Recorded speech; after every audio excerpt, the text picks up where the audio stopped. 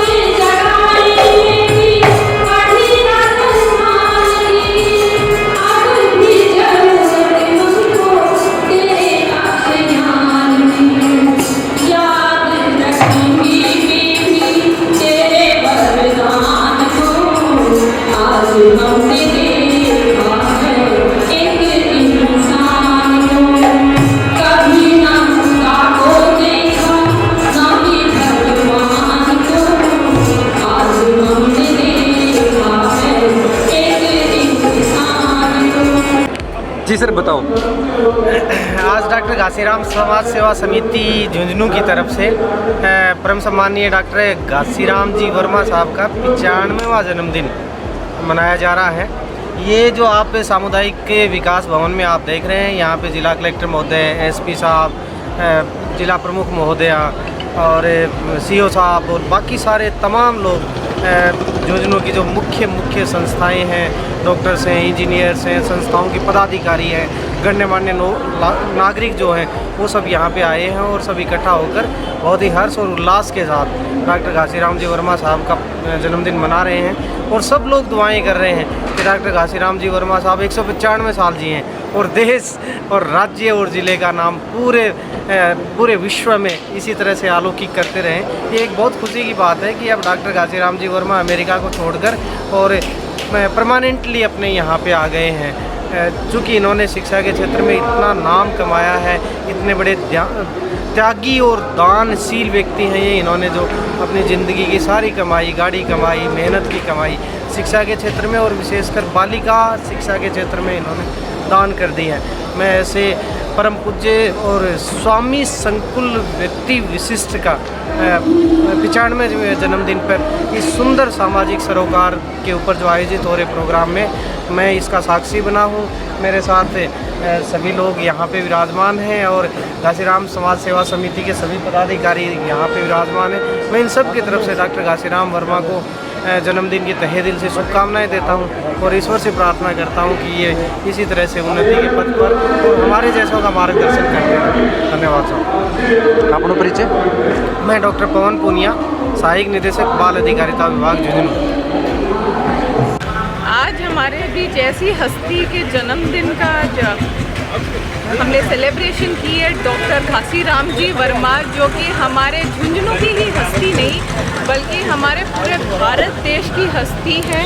और आज हम सब मिलकर हमने पौधारोपण किया, ब्लड डोनेशन का कैंप जो था उसमें हम लोग साथ मिले और हम सभी ने मिलकर डॉक्टर घासीराम जी वर्मा जो अपनी पूरी ज़िंदगी एक तरह से अमेरिका में उन्होंने व्यतीत कर दी और हमारे भारत में विशेष रूप से झुंझुनू ज़िले, शेखावाटी ज़िले के अंदर महिलाओं के लिए, उनकी शिक्षा के लिए बढ़ चढ़कर जो उनका योगदान रहा है वो शानदार रहा है और बेहद सराहनीय कार्य वो करते आ रहे हैं।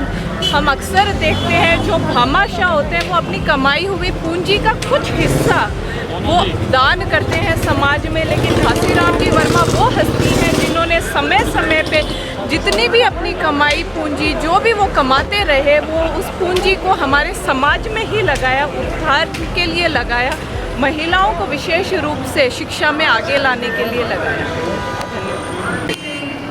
डॉक्टर घासीराम जी वर्मा का 95वें का जन्मदिन है और यहाँ झुंझुनू समुदाय के अंदर में एक बहुत ही गरिमामय कार्यक्रम का उनके जन्मदिन के उपलक्ष्य में घासीराम सोसाइटी द्वारा आयोजन किया गया है, जिसमें सारे ज़िले के प्रबुद्धजन लोग यहाँ शामिल हैं। और मैं डॉक्टर घासीराम जी को किन शब्दों में जन्मदिन की बधाई दूं।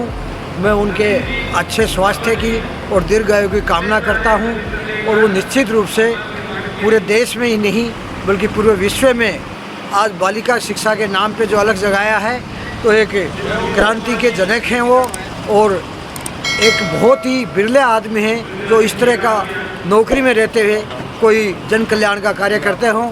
घासीराम जी को मैं यूँ कहूँ कि अगर पद्मश्री से भी नवाजा जाए तो उनका जो ये कार्य है बालिका शिक्षा का, ये उसमें भी उस पद्मश्री से भी बढ़ के है। तो मैं सरकार से आग्रह करूँगा कि ऐसी शख्सियत को पद्मश्री से नवाजा जाए और इनका जो महिला शिक्षा के लिए योगदान है वो आजीवन कभी भुला नहीं जाएगा। धन्यवाद सर।